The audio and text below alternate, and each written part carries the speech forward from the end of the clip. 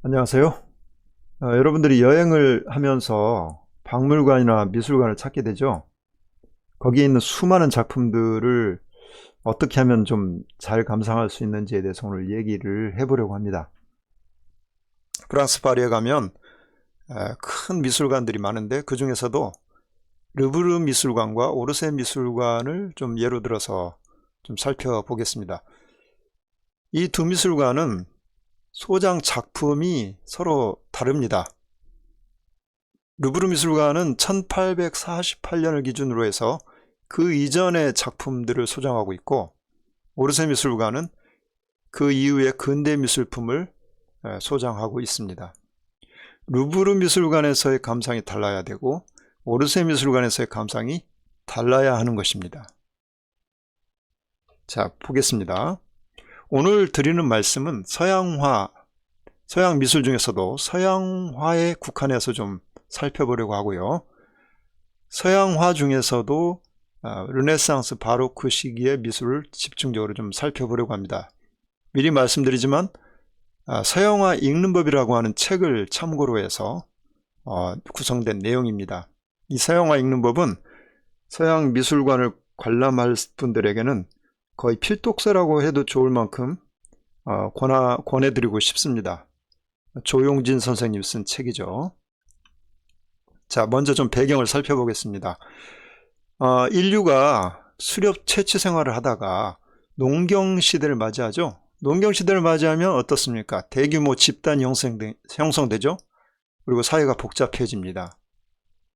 사회가 복잡함으로써 사용하는 말들도 좀 복잡해지겠죠. 용어들도 늘어날 것입니다.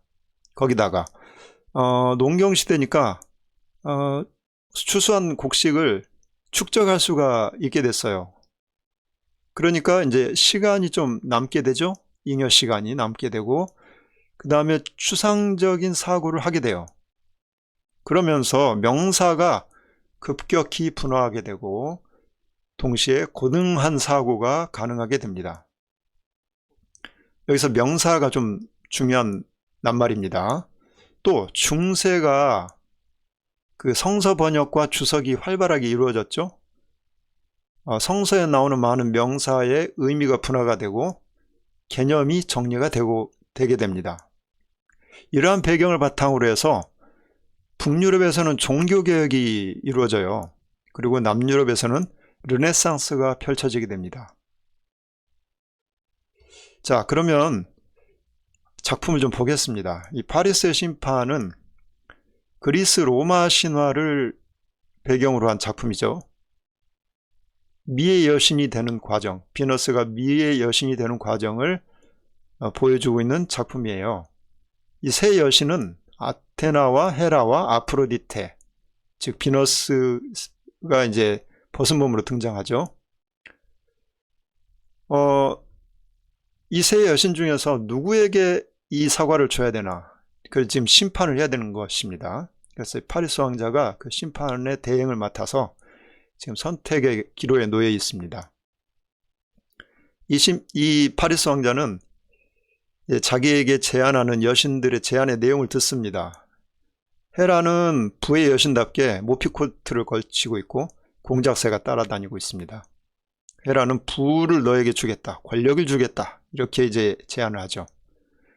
아테나는 지혜의 신입니다. 지혜가 있어야 전쟁에 승리하죠. 그래서 아테나는 투구라든지 방패라든지 이런 또 올빼미가 아테나의 상징물입니다. 그래서 아테나는 지혜를 줘서 너에게 전쟁의 승리를 갖도록 해주겠다, 이렇게 제안하죠. 그러나 아프로디테, 비너스는 가장 아름다운 여인을 너에게 주겠다, 제안합니다. 이게 이제 비너스입니다. 비너스 옆에는 이제 큐피드가 항상 동행하고 있죠. 아름다움에 그 동반하는 것이 세속적인 육체적인 그런 쾌락이기 때문이죠. 사랑이기 때문입니다. 그래서 결국은 이 파리스는 비너스에게 사과를 줍니다. 그 결과 어땠습니까? 맞이하게 된 그 여인은 바로 스파르타 왕국의 왕비였습니다. 자기 왕비를 빼앗긴 스파르타 그가 가만히 있을 리가 없겠죠. 그래서 전쟁이 벌어지죠. 트로이 전쟁이 벌어지고 결국 이 트로이 전쟁이 오랜 동안 지속되다가 이 전쟁 통해 이 왕자도 결국 죽고 맙니다. 남자로서 지혜와 부와 명예와 권력을 추구해야지 한낱 여자의 아름다움을 추구하다가는 자신도 또 나라도 다 패망하고 만다. 이런 교훈을 이제 담은 작품이라고 할 수 있습니다. 물론 요즘의 가치관은 아니고 당시의 가치관이 그렇다는 것이죠. 또 화가의 아뜰리에라는 제목으로 우리 화집에 많이 소개되고 있죠. 자, 살펴보면 좀 이상한 데가 많습니다. 큰 커튼을 이렇게 구도상에 좀 부담스러운데 3분의 1 정도 차지하게 그렸습니다. 뭔가 이제 열어 젖히고 있는 장면이죠. 화가는 얼굴이 보이지 않게 뒷모습을 그렸고요. 이 복장도 이 그림이 그려졌을 시대보다도 훨씬 이전의 시대의 복장이라고 합니다. 뒤에 지도가 있고요. 그 다음에 그렇게 아리답다고 볼 수 없는 여인이 머리에 월계관을 쓰고 있고 역사책을 이게 책을 들고 있는데 이게 역사책입니다. 그 다음에 트럼펫을 들고 있어요. 그리고 석고상이 하나 놓여져 있네요. 자, 화가의 뒷모습을 그리는 것은 어떤 특정한 화가가 아니라 화가라고 하는 일반 명사를 이제 표현한 것이죠. 역사책, 월계관, 승리를 뜻하죠.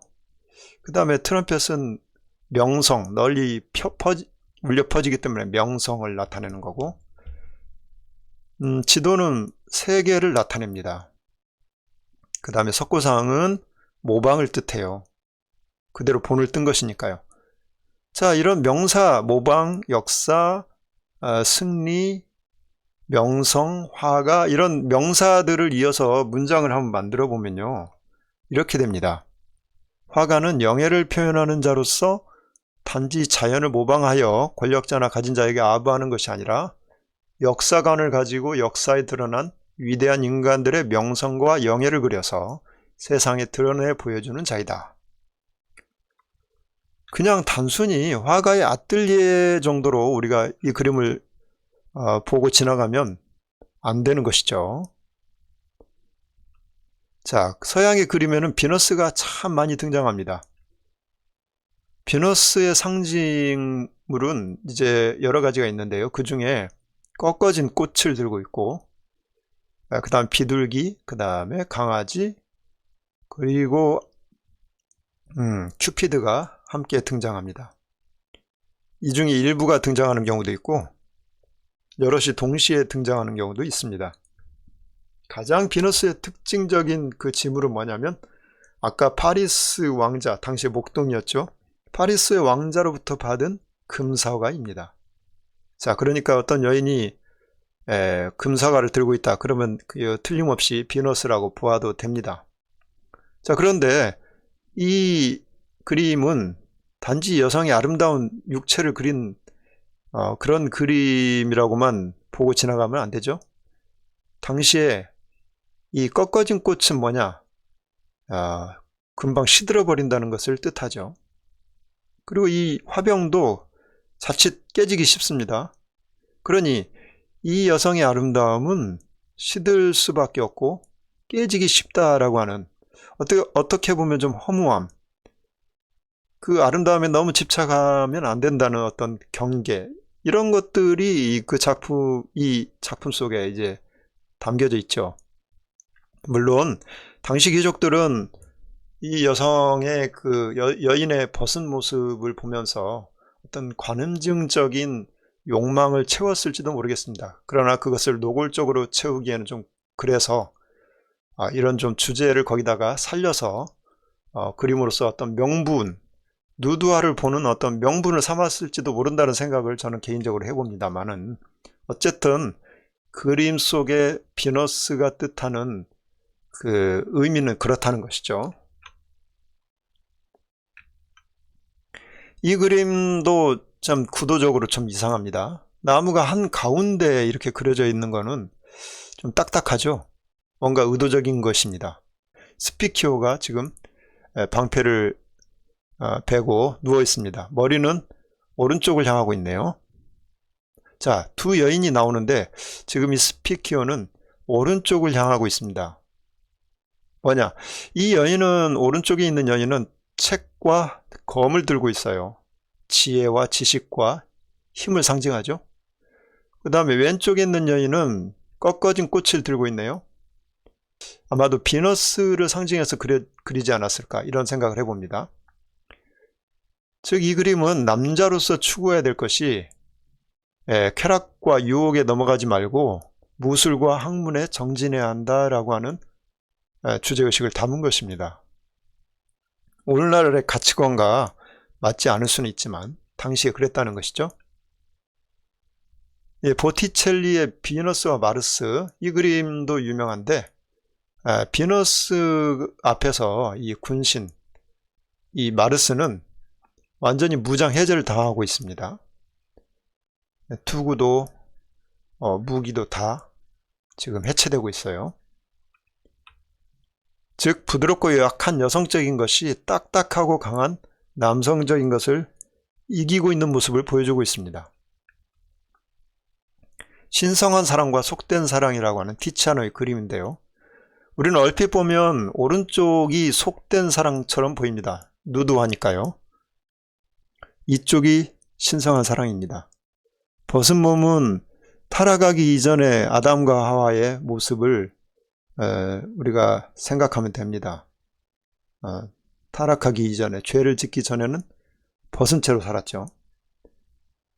자, 그 다음에 이 빨간 천과 하얀 천, 이 빨간 천은 그리스도의 피의 색깔이죠. 하얀 천은 순결하고 죄가 없는 순수한 그런 모습을 보여주는 것입니다. 그 다음에 세례식에서 사용하는 세례반, 쟁반, 그리고 배경에 넓게 하늘이 펼쳐져 있고 교회가 있습니다. 이런 여러 가지 그 상징물들을 통해서 이쪽은 신성한 그리스도의 사랑을 나타냅니다. 자, 이쪽은 꺾어진 꽃을 지금 들고 있고요. 물장난을 치고 있는 큐피드가 나옵니다. 아마도 비너스 같은데, 또는 비너스가 아니라고 얘기하는 그런 해설자들도 있습니다. 그리고 세속을 뜻하는 숲이 있습니다. 그리고 인간의 성체가 있고요. 여기 토끼도 두 마리가 있습니다. 이 토끼는 음욕의 상징이라고 해요. 새끼를 자주 낳잖아요. 교미를 자주 한다는 뜻입니다. 자, 이렇게 그 비유와 상징에 대해서 생각을 해보는 것도 그림을 보는 즐거움 중에 하나가 아닐까 싶습니다. 요약해보면 사랑에는 에로스적인 사랑과 아가페적인 사랑이 있는데, 인간적이요 음욕적인 에로스적인 사랑은 철부지의 장난과 같은 허무한 사랑이요, 아가페적인 사랑은 죄 씻음을 주는 예수님의 자애로운 사랑이다. 이 그림이 그렇다는 것입니다. 이 그림에 등장하는 다양한 그 사물들을 이제 명사로 이렇게 바꿔서 문장을 만들어 보면 이와 같은 문장이 완성됩니다. 젊은 남자가 이 자기보다 훨씬 나이가 많아 보이는 여성을 지금 애무하고 있죠. 장미꽃을 들고 있는 이 아이가 또 다가오고 있고, 머리카락을 쥐어뜯는 남자의 모습도 보이고, 오른쪽 얼굴이 나타난 가면을 쓴 여인이 자기를 가리려고 하는데, 이 등에 모래시계가 있는 이 노파가 이것을 걷어내려고 합니다. 그 다음에 여기 보면 앳된 소녀가 나오는데, 한 손에는 벌집을 들고 있고요. 다른 한 손에는 전갈의 독침을 들고 있어요. 몸은 구렁이 몸입니다. 그리고 두 가면이 나오는데, 젊은 여자와 늙은 남자의 가면이 나란히 나오고 있습니다. 이것들은 각기 어떤 명사를 나타낸 것인데요. 한번 보겠습니다. 비너스는 세속적 아름다움, 미를 나타내죠. 노인은 시간입니다. 시간은 모든 것을 드러내 보이려고 하고 진실이 드러나게 하죠. 그 다음에 질투를 나타내는 이미지입니다. 머리카락을 쥐어뜯고 있죠. 큐피드입니다. 사랑, 에로스적인 사랑을 나타내죠. 진리는 자기를 감추려고 하죠. 진리를 나타냅니다. 이 가면들은 세욕을 나타내고 기만을 나타내요. 이 여자 소녀는 변덕, 기만을 나타냅니다. 그리고 꽃을 들고 있는 이 아이는 쾌락을 뜻해요. 지금 명사들이 쭉 나와 있죠. 이 명사로 문장을 만들어 보면 이런 문장이 됩니다. 미와 사랑은 같이 있는 것이지만 세속적인 쾌락에 집착하면 이면의 변덕과 기만과 질투가 도사리고 있음을 알아야 한다. 사뭇 교훈적인 내용인데 우리가 볼 때는 굉장히 관능적으로 표현이 돼 있죠. 이 그림을 어떤 벽에 걸어놓고 늘 보면서 이런 교훈을 생각한다는 것이 좀 아이러니하긴 하죠. 자, 아르놀 피니의 야콘이라고 하는 반 아이크의 그 그림입니다. 반 아이크는 유화를 사용해서 최초로 그린 화가로 알려져 있죠. 정말 어느 곳 하나하나 정말 완벽한 밀도로 꼼꼼하게 그린 그런 그림이죠. 북유럽 그 네덜란드 화가들이 정말 그림이 꼼꼼해요. 치밀해요. 그 이유가 있긴 한데 그건 다음에 한번 살펴보기로 하고요. 자, 이 뒤에 이것을 확대해 보니까 또 이렇게 보입니다. 이 사람들의 뒷모습이 보이고 이 볼록거울의 왜곡된 형상으로 또 묘사가 돼 있어요. 그리고 이게 10개의 그 동그란 이 모양 안에 각각의 또 그 장면들이 다 다르게 그려져 있어요. 그리고 아르놀피 반 아이크의 이제 서명과 함께 문구가 적혀 있고 묵주가 있네요. 강아지가 있고 신발을 벗고 있죠. 촛대가 있는데 촛불이 하나만 켜져 있네요. 이게 다 의미가 있습니다. 벗은 신발은 신과의 신성한 약속, 강아지는 충성과 복종, 하나 남은 촛불은 결혼을 뜻한다고 합니다. 또 화가의 사인, 이 내용을 읽어보니까 반 아이크 이곳에 오다라고 어떤 증명서 같은 증명 문구가 이제 쓰여져 있고, 거울 주변의 10개 사파는 그리스도의 10가지 고난을 그려놓고 있습니다. 자, 이것들을 종합해서 이제 글을 써보면 이렇게 됩니다.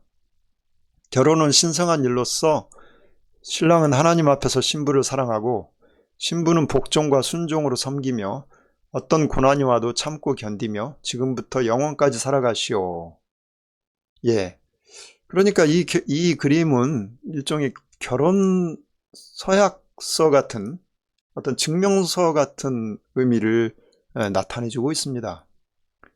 그런데 이런 모든 그 상징이나 알레고리나 이게 다 빼버리고 그냥 사물 그대로 형태를 가진 어떤 물체로만 바라보기 시작하는 그런 분수령이 된 작가가 바로 세잔입니다. 세잔은 그래서 현대미술의 아버지라고 이렇게 불리우고 있죠.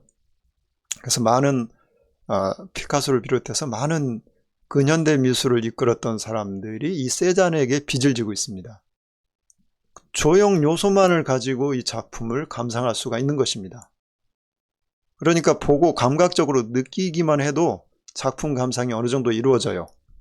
그러나 이런 작품들은 보고 느끼는 정도로는 그 감상이 충분하다고 할 수가 없는 것입니다. 긴 이야기 들어주셔서 고맙습니다.